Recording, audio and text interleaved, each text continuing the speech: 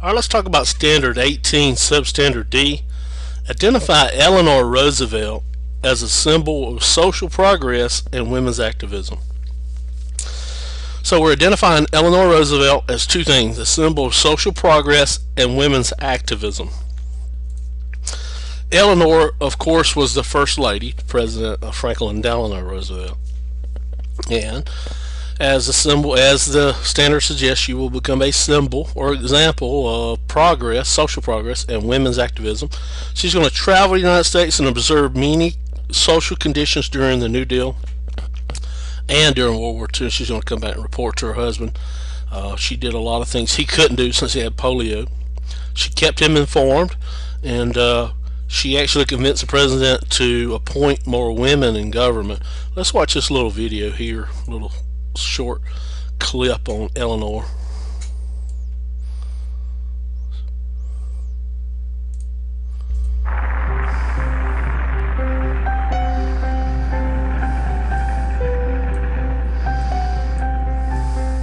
During her husband's first year as president, Eleanor traveled more than 40,000 miles, reporting back to the White House on the New Deal.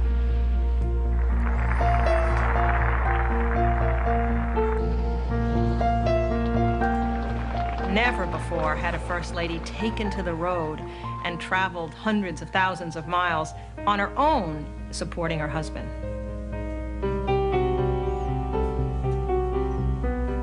What she was looking for was the human detail that she could bring back to her husband to let him understand what the people of his land were thinking, feeling, and hoping.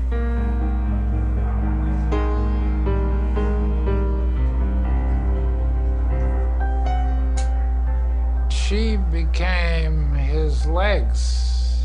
She became his emissary. She could go places that he couldn't go, and she went everywhere.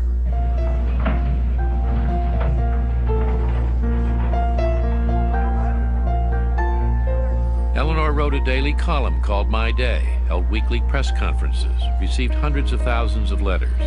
Her popularity ratings were sometimes She's visiting higher Tennessee than her Valley Authority there. That's the end of that. That's from the American Experience. It's a short clip. You should watch that. That's a pretty good show. But Eleanor was a women's rights activist. Too often the great decisions are originated in given form in bodies made up wholly of men, or so completely dominated by them that whatever of special value women have to offer is shunted aside without expression. So she's talking about women's lives during this time period. And she says, we women are callow fledglings as compared with the wise old birds who manipulate the political machinery, and we still hesitate to believe that a woman can fill certain positions in public life as competently and adequately as a man. For instance, it is certain that women do not want a woman for president, nor would they have the slightest confidence in her ability to fulfill the functions of that office. Every woman who fails in a public position confirms this, but every woman who succeeds creates confidence. She said that in 1932.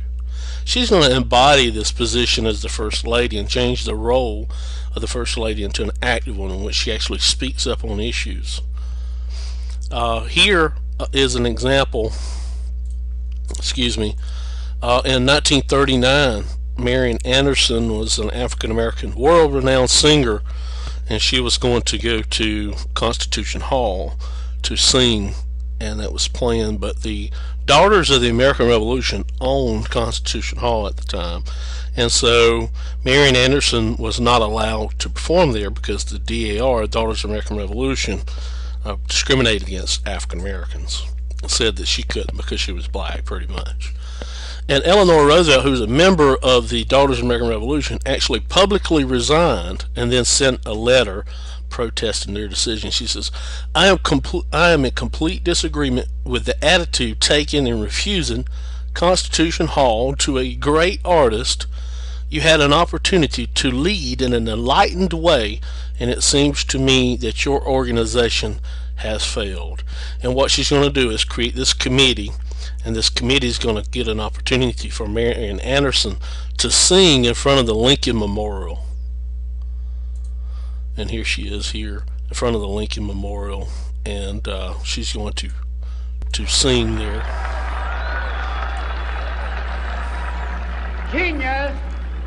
Genius draws no color line. And so it is fitting that Marian Anderson should raise her voice in tribute to the noble Lincoln whom mankind will ever honor. Miss Marian Anderson.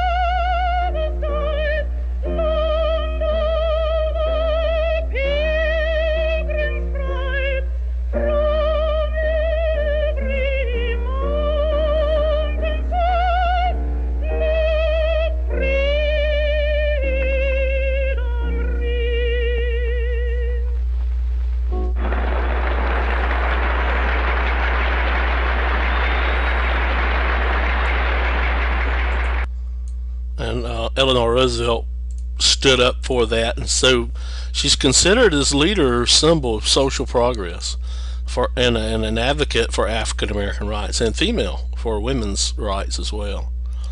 And here's another example here.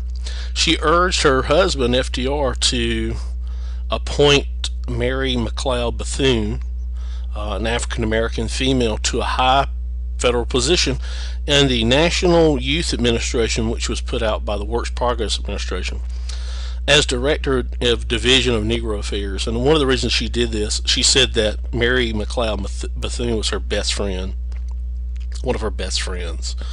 And she actually, in Alabama, in Birmingham, when it was not acceptable under Jim Crow laws for whites and blacks to sit together, changed the rules there in an organization they met in.